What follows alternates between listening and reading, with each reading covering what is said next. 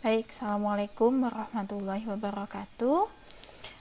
Kita lanjut ke paparan yang kedua ya. Jadi jika kemarin atau tadi ya teman-teman sudah menyimak terkait dengan pengantarnya food safety, sekarang saya akan menjelaskan kilas mengenai prerequisite program atau program prasyarat yang harus ada di dalam industri makanan, baik itu komersial maupun non komersial, sebelum kita menjalankan HACCP.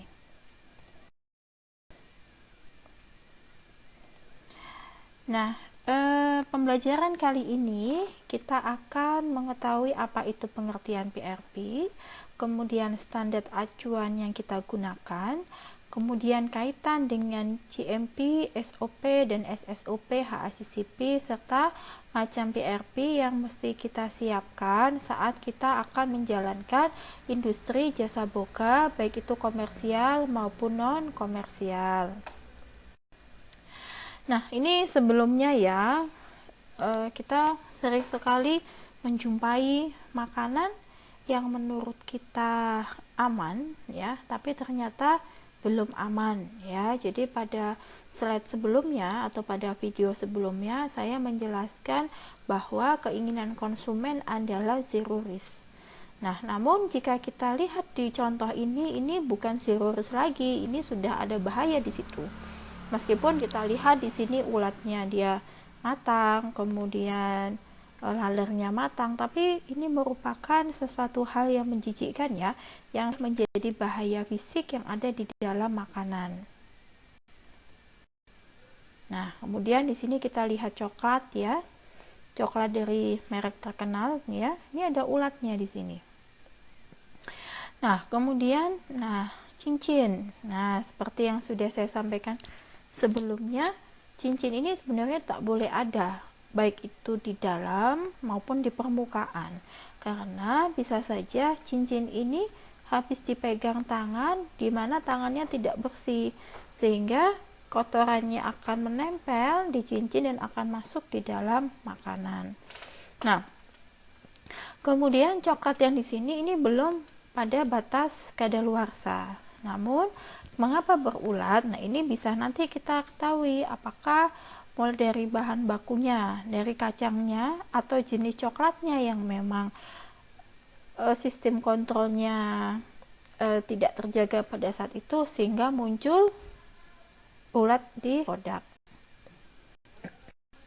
Nah, ini yang ekstrim kali ya, banyak di mana-mana, di restoran ada, di rumah sakit ada, di rumah kita pun ada gitu ya. Bayangan kita tuh kan, bayangan kita ini kan kalau ditutupin begini ya, kita kan ada makanan spesial, ternyata ada nutnya, ada kecoaknya. Nah, ini sekilas mirip jamur kan, tapi begitu dibuka ini adalah kecoak.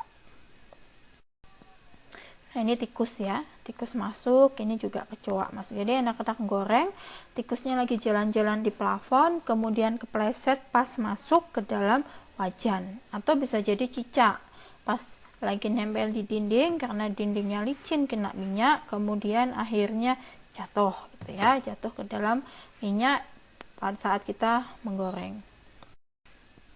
Nah, PRP atau Prerequisite Program. PRP sendiri ini merupakan suatu program yang kita kembangkan atau yang kita implementasikan sehingga nantinya akan menjadi landasan kuat ya, yang tujuannya adalah kita membangun basic operasionalnya dan bagaimana kondisi sanitasi selama proses operasional yang kita lakukan. Jadi kalau kita melihat di sini adalah kita membangun dasarnya dulu. Kita membangun pondasinya dulu. Seperti kita membuat rumah. Kita membuat pondasi rumahnya dulu. Setelah pondasi rumahnya kokoh, baru kita membangun dinding, kita memasang atap, gitu ya. Nah, ini yang kita sebut sebagai PRP. Nah, dasar acuan yang kita gunakan standarnya adalah kita mengacunya ke CRC RCP 1 2011.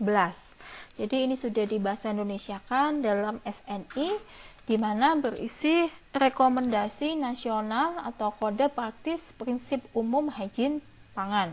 Jadi diterjemahkan dari CRC RCP 1 1969 yang direvisi dengan nomor 4 2003. Nah, isinya apa di situ? Daftar isinya, jika teman-teman perhatikan, ini adalah ruang lingkup SOP yang nantinya harus kita penuhi dulu sebelum kita menjalankan HACCP. Jadi mulai dari bab 1 sampai ke bab 10. Jadi bab 1 kita menjelaskan ruang lingkup kita apa. Misalnya kita restoran, jasa boga. Penggunanya siapa? Penggunanya adalah mungkin masyarakat umum, atau kalau di rumah sakit ya berarti penggunanya adalah pasien di rumah sakit kan. Kalau misalnya di catering berarti yang menggunakan adalah kliennya catering, baik itu catering harian maupun catering insidental seperti event pernikahan atau misalnya event-event kantor atau misalnya event-event yang lain. Nah, di sini definisinya, kita menjelaskan definisi kita seperti apa. Misalnya kita bergerak di bidang komersial ataukah non komersial ataukah kita profit oriented gitu ya. Kemudian target pasarnya kita bagaimana? Ya, kita nanti akan menjelaskan detail di sini. Nah, baru kita masuk di bagian ketiga di sini ya. Ini adalah produksi primer. Nah, di sini akan banyak sekali SOP yang muncul. Jadi bagaimana kita mengendalikan hygiene lingkungan. Kemudian mendapatkan sumber pangan yang hygiene, yang jelas sumber pangannya dari mana. Kemudian bagaimana cara kita penanganan, penyimpanan, dan transportasi produk bahan baku ya, mulai dari bahan baku sampai bahan jadi. Itu harus kita jelaskan. Jadi sumbernya, jadi cara dapatnya bagaimana. Kemudian cara penanganannya bagaimana. Misalnya cara simpan di sini ya, di sini ada cara simpan. Jadi cara penyimpanan daging yang benar bagaimana. Jadi daging datang kemudian dikemas dengan plastik, kemudian dicek suhunya, kita kasih label itu yang menunjukkan kapan datang, kemudian disimpannya berapa lama ya, jangka waktu expirednya itu kita simpan di dalam lemari es. Itu harus jelas SOP-nya. Nah, termasuk juga pembersihan ini semua ya, mulai dari pembersihan alat, kemudian cara kita mencuci sayuran, cara kita mencuci bahan pangan gitu ya, kemudian cara kita mencuci misalnya bagaimana penanganan kita terhadap cleaning makanan kaleng yang akan kita gunakan. Jadi misalnya ada SOP-nya, jadi makanan kaleng yang mau kita gunakan, kita lap dulu permukaannya dengan sabun yang food grade ya, supaya kuman-kumannya di situ mati. Jadi saat makanan kaleng itu kita buka, kotoran yang sempat menempel ditutup tidak akan masuk ke dalam makanan kaleng.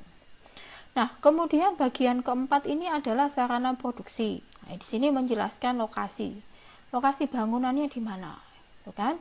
Lokasinya misalnya di bagian tengah dari rumah sakit, atau misalnya lokasinya ada di perumahan misalnya ya. Nah, itu dijelaskan bahwa lokasi itu harus jauh dari tempat sampah, dari tempat pembuangan akhir, jauh dari pabrik, dan jauh dari tempat-tempat yang bising ya, dan harus dekat dengan sumber air, dekat dengan tempat kita beli bahan baku makanan. Itu harus dijelaskan di situ. Termasuk bangunan dan ruangannya. Jadi lantainya, kemudian sudutnya konus, kemudian dindingnya kokoh itu ya, ini dijelaskan di sini. Nah, kemudian di sini adalah SSOP. Jadi pengendalian kegiatan operasional atau kita sebut sebagai SSOP itu ada 8 yang harus kita kendalikan, dan itu mutlak harus ada di Food Safety Management. Jadi yang pertama pengendalian bahaya pangan. Nah, kita sudah belajar di video sebelumnya bahaya pangan apa saja dan apa yang harus kita kendalikan. Nah, di sini meskipun bahaya bakteri merupakan bahaya yang menyebabkan kasus paling banyak, namun kita juga tetap harus mengendalikan bahaya fisik, bahaya kimia maupun bahaya mikrobiologinya. Jadi bahaya fisik misalnya kita kendalikan.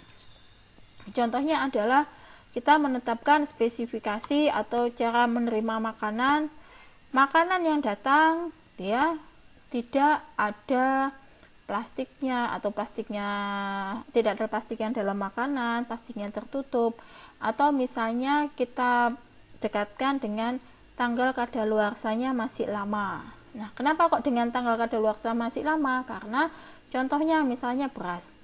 Kalau beras tanggal kadaluarsanya sudah mendekati tanggal kadaluarsanya, maka kita akan bisa menemukan kutu di situ.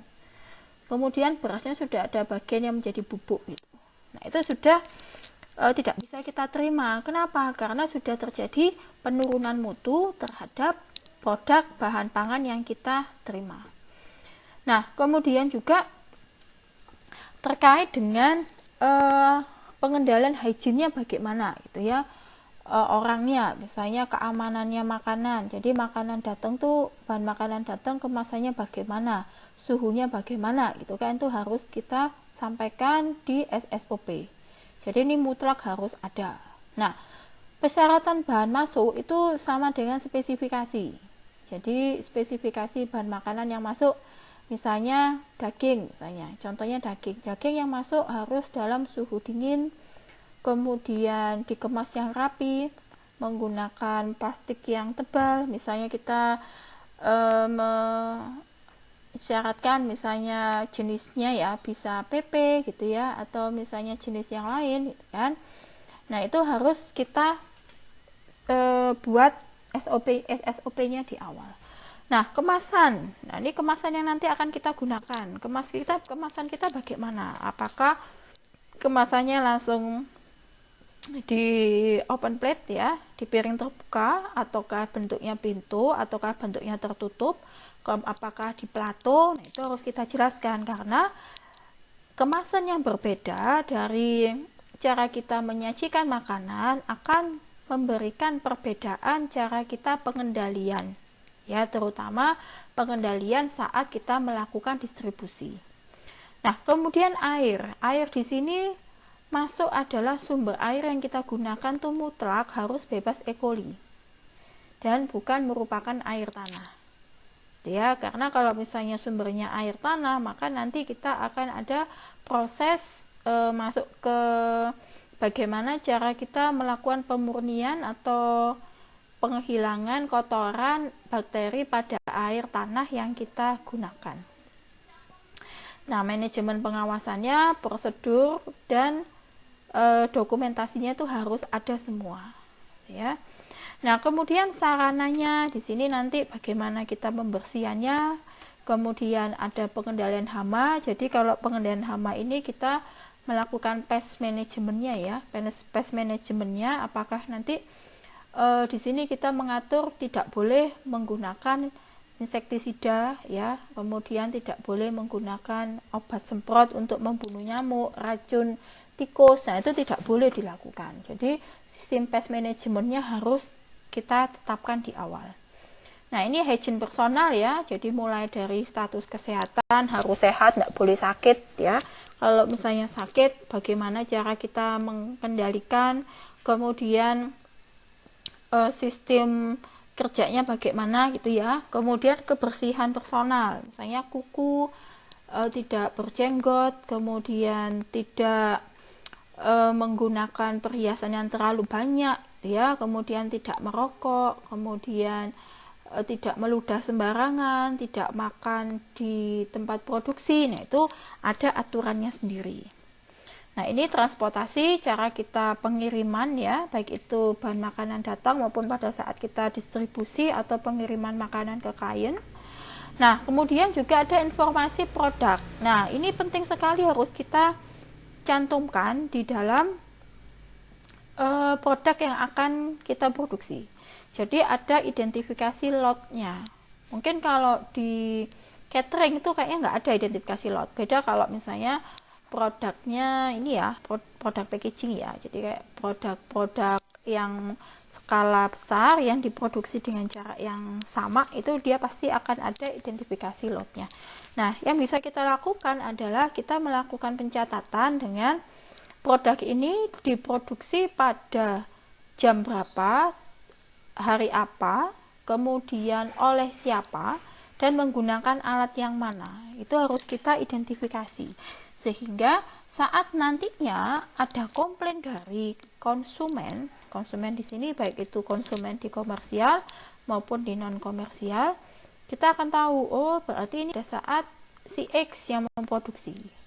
Nah, nanti kita akan telusuri apakah si X ini menggunakan alat yang tidak benar, apakah memang dari bahan bakunya sudah terkontaminasi, ataukah memang si X ini kondisinya lagi sakit tapi tidak melaporkan kepada pimpinan kalau yang sakit.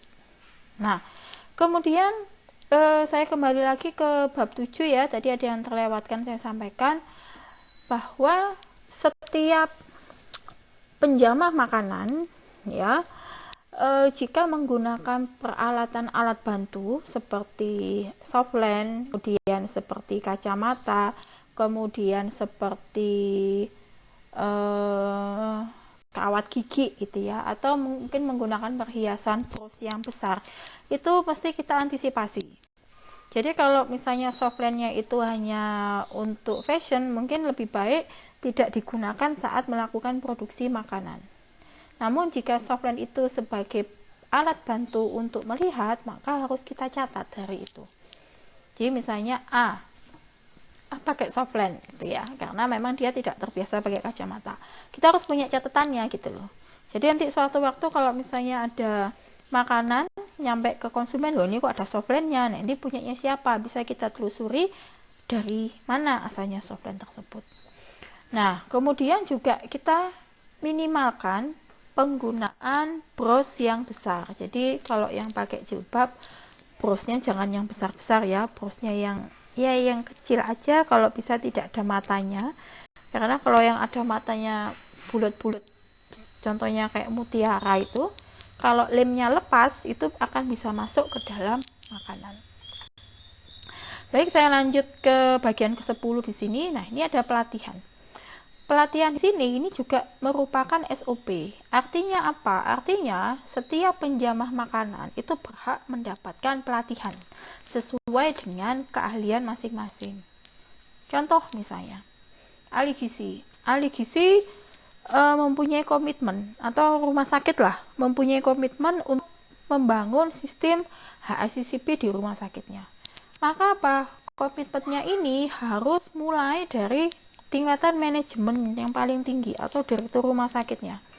Jadi kalau misalnya ada pengajuan pendanaan mau ikut pelatihan HACCP gimana gitu, dijawab misalnya berapa hari, 3 hari ya harus kita support gitu loh. Nah, kenapa demikian? Karena nantinya ilmu yang datang itu, ilmu yang didapatkan oleh penjamah makanan yang berangkat pelatihan itu bisa diadaptasikan di tempat dia bekerja. Kemudian misalnya ada pelatihan intern misalnya. Jadi ahli gizi atau kepala instalasi gizi ya punya komitmen bahwa setiap penjamah makanan, karena ada yang lulusan SMA, ada lulusan jasa boga atau D1 misalnya, nah itu harus mempunyai pengetahuan yang minimal sama. Caranya bagaimana? Kita refresh tiap bulan dengan ilmu yang berbeda. Nah, ini nantinya akan meningkatkan skillnya dan juga akan merecall knowledge dari penjamah makanan yang ada di rumah sakit maupun yang di tempat komersial. Nah, kemudian pun juga termasuk bagaimana kita melakukan program pelatihan. Jadi kita punya nih program, saya punya program pelatihan misalnya. Pelatihannya siapa? Misalnya untuk konsumen misalnya. Saya mau mengedukasi konsumen supaya konsumen itu bisa makan sesuai jadwal yang kita berikan misalnya. Karena terkadang makanan itu tidak habis atau makanan itu dimakannya menjelang waktu makan berikutnya, sehingga asumsi kita pasien ini mengkonsumsi makanan sudah melebihi holding time yang kita tetapkan. Nah, kita menjaga supaya konsumennya atau pasien yang ada di rumah sakit ini mengalami penyakit bawaan ya yang dia dapatkan saat dia ada di rumah sakit. Kita menyebutnya sebagai infeksi nosokomial gitu kan, penyakit yang dia dapatkan saat dia dirawat di rumah sakit gitu. Contohnya datangnya kena jantung gitu kan, tapi pulang-pulang kok diare, diarenya dari makanannya rumah sakit. Nah, berarti kan kita telusuri gitu. Nah, ini kita menghindari adanya komplain dari keluarga maupun komplain dari pimpinan rumah sakit atau general manager ya, tempat kita bekerja. Nah, di sini HACCP ini hanya sebagian kecil. Jadi intinya apa? Intinya kalau kita ingin menjalankan prinsip HACCP, nah kita harus pastikan dulu bahwa SOP dan SSOP yang ada di sini itu sudah kita buat, kita jalankan dengan baik. Baru kita bisa menjalankan HACCP. Kita tidak bisa menjalankan HACCP untuk moro, ayo bikin HACCP yuk gitu ya. Tapi ternyata kita SOP-nya nggak ada gitu kan, SOP-nya nggak lengkap ya, kemudian kita suppliernya nggak jelas dari mana, kemudian resepnya beda orang beda rasa gitu ya, maksud saya satu resep beda yang masak rasanya bisa beda, nah itu belum bisa kita membuat HACCP plan gitu ya. Sehingga apa syaratnya, kita pastikan dulu programnya itu berjalan dengan baik, kita standarkan dulu semuanya, baru kita bisa menjalankan prinsip HACCP. Baik, jadi ini lanjutannya ya. Jadi GMP itu artinya apa? GMP itu artinya Good Manufacturing Practice, artinya bahwa semua dasar yang ada di GMP itu harus kita jalankan terlebih dahulu. Jadi bangunannya ada, kemudian lokasinya kita tahu ada di mana, kemudian sumber airnya jelas, kemudian peralatan yang kita pakai ada gitu ya, kemudian peralatannya itu dapat digunakan, yaitu terkait dengan GMP-nya. Baru nanti kita bisa membuat SOP. Jadi SOP dan SSOP ada dua. Kalau SSOP itu lebih ke standar sanitasi operasional prosedur. Kalau SOP adalah standar operasional prosedur. Artinya apa? Artinya adalah SSOP itu lebih banyak terkait dengan bagaimana kita mengendalikan hygiene sanitasi pada sistem penyelenggaraan makanan yang kita lakukan. Nah, baru kemudian kita bisa melakukan HACCP. Jadi HACCP itu yang paling puncak. Artinya apa? Artinya kalau GMP ini tidak bisa kita penuhi ya, jadi skornya masih rendah, otomatis SSOP nggak akan bisa jalan gitu loh. Jadi kita pastikan dulu GMP-nya dia jalan. Nah, saat GMP-nya jalan, pelan-pelan SOP-nya. Kita sudah punya SOP. Nah, kita pastikan jalan dulu.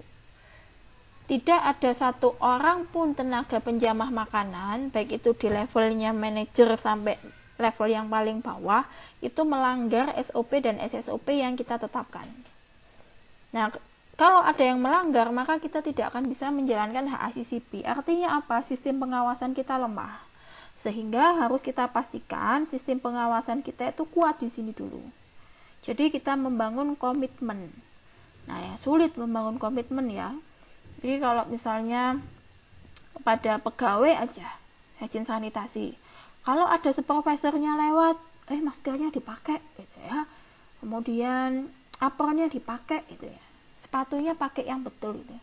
Tapi kalau pas supervisornya tidak lewat, guys, pokoknya masak, mateng, selesai, pulang. Nah, itu tidak bisa seperti itu. Sulit kita akan menjalankan HACCP karena belum ada komitmen ya dari level yang paling tinggi sampai level yang paling bawah. Nah, itu harus kita perbaiki terlebih dahulu supaya kita bisa menjalankan HACCP dengan baik di Jasa Boga. Nah, ini acuan untuk GMP, kita pakai Permenkes RI nomor 1096 ya, Menkes 2011 tentang hygiene sanitasi Jasa Boga. Di situ nanti akan ada peraturan-peraturan nilainya berapa ya, kapan dapat nilai 0, kapan dapat nilai 1. Nanti silakan teman-teman download sendiri untuk kepentingan teman-teman saat ada di lapangan. Kemudian PRP-nya apa aja ya gitu. PRP-nya banyak banget gitu kan. Yang paling bawah ini mulai dari bagaimana manajemen sistem kita, cara kita kontrol dokumennya, kemudian bagaimana cara kita pengawasan terhadap kejadian emergensinya. Jadi ada banyak sini ya. Jadi kontrolnya, kemudian spesifikasi bahan makanan di sini, cara kita pest kontrolnya, kemudian ada cara penyimpanan, kemudian ada cara hold and release-nya ya, bagaimana kita launching produknya, kemudian menarik produknya, itu semua ada. Jadi jangan sampai kita ada proses distribusi makanan, tapi kita tidak ada proses recall produk ya. Jadi misalnya contohnya kayak gini, ada pasien di ruang anak misalnya, pasien di ruang anak itu ternyata makanannya, ini mohon maaf, ini ada rambutnya. Nah, kebiasaan orang Indonesia itu wis gak popo rambut siji ae, ndak apa-apa rambut satu aja gitu. Tapi itu nggak boleh, harus kita komplainkan. Kenapa? Karena artinya kita sudah mengurangi kepuasan dari klien yang kita layani. Wah, akibatnya bisa fatal. Akibatnya apa? Bisa jadi jam makan berikutnya dia nggak mau makan. Wishnya akan tinggi gitu. Ditanyain sama ligisinya, loh kenapa nggak makan gitu ya. Nggak apa-apa, tadi sudah makan makanan dibawain sama eyangnya. Nggak akan bilang, nggak berani bilang, oh tadi itu ada rambutnya, tadi itu ada cicaknya, nggak akan berani bilang, karena tipikal konsumen yang ada di Indonesia itu seperti itu. Halah wis gak apa-apa rambut cuma satu, tapi itu tidak boleh terjadi. Jadi sebenarnya harus kita laporkan. Nah, sehingga apa? Begitu kita laporkan kepada instalasi gizinya gitu ya, atau kepada supervisornya, maka akan ada penarikan. Jadi produk recall, produknya kita tarik, harus kita ganti dengan yang baru gitu. Jadi tujuan kita ada sedia bahan makanan bisa sampai 5 porsi sampai 5 ya di rumah sakit tuh. Tujuan pertama adalah bukan hanya untuk OB saja, tetapi juga bisa kita gunakan untuk mengganti produk recall yang telah dikembalikan oleh konsumen. Nah, ini bahayanya fatal ya kalau di rumah sakit. Nah, kalau di komersial apa? Kalau di komersial ada rambutnya, kemudian ini kok ada buntutnya cicak uget-uget gitu ya. Nah, yang terjadi apa? Makanannya nggak habis gitu. Nggak habis, kemudian apa? Bisa saja konsumennya akan testimoni ke orang lain, jangan beli di situ, jangan pesan catering di situ. Loh kenapa? Aku kemarin makan di sana tuh ada kecoaknya gitu. Nah terus kok gak komplain? Aku sudah komplain katanya mbaknya. Oh iya bu, maaf, cuman gitu aja. Loh kita tidak bisa hanya dengan omongan maaf ya, itu harus kita ganti karena itu terkait dengan kepuasan konsumen. Nah ini nanti prerequisite program ini bisa kita bedakan menjadi 3. Jadi PRP untuk mengendalikan kontaminasi pada makanan ya. Jadi contoh PRP-nya adalah misalnya bagaimana kita personal hygiene-nya, kemudian bagaimana peralatannya, itu masuk ke PRP to control contamination of food.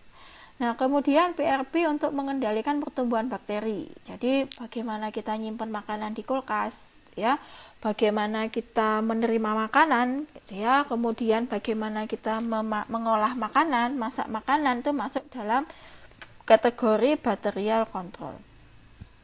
Yang terakhir adalah PRP untuk maintenance equipment, bagaimana kita merawat peralatan ya, memisahkan peralatan satu dengan yang lain supaya tidak terjadi cross kontaminasi. Itu penting harus kita lakukan. Nah ini SSOP tadi ya, jadi terkait dengan SSOP sesuai dengan NSH tahun 99, nah ini harus kita siapkan. Nah, tadi ada sebagian juga yang ada di dalam CRC RCP ya, jadi nanti ini disiapkan dulu. Ini mutlak harus ada. Jadi nanti besok saat teman-teman ada di komersial maupun di komersial ya, meskipun untuk penugasan HACCP kayaknya di komersial, tapi coba cermati ada nggak itu loh.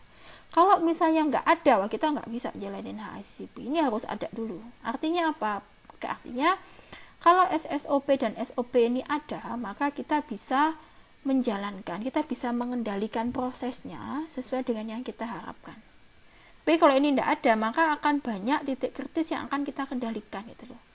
Nah, makanya supaya tidak terlalu banyak titik kritis yang kita kendalikan, harus kita terapkan, harus kita jalankan SOP dan SSOP-nya dengan baik dan benar. Harus yakin dulu. Jadi nanti saat teman-teman ada di lahan ya, ada di wahana, nah itu cek semua SOP dan SSOP, dicek semuanya. Jadi apakah jalan ataukah tidak gitu ya. Nah, nanti kalau misalnya ada penugasan HACCP, nah kalau ada SOP yang harusnya ada tetapi tidak ada, maka nanti akan muncul di worksheetnya HACCP proses kontrol yang akan banyak sekali. Ini akan kita bahas di video yang selanjutnya. Nah, baik, terima kasih. Itu sekilas mengenai PRP. Terima kasih untuk perhatiannya. Saya tutup untuk video yang terkait dengan PRP ini. Wassalamualaikum warahmatullahi wabarakatuh.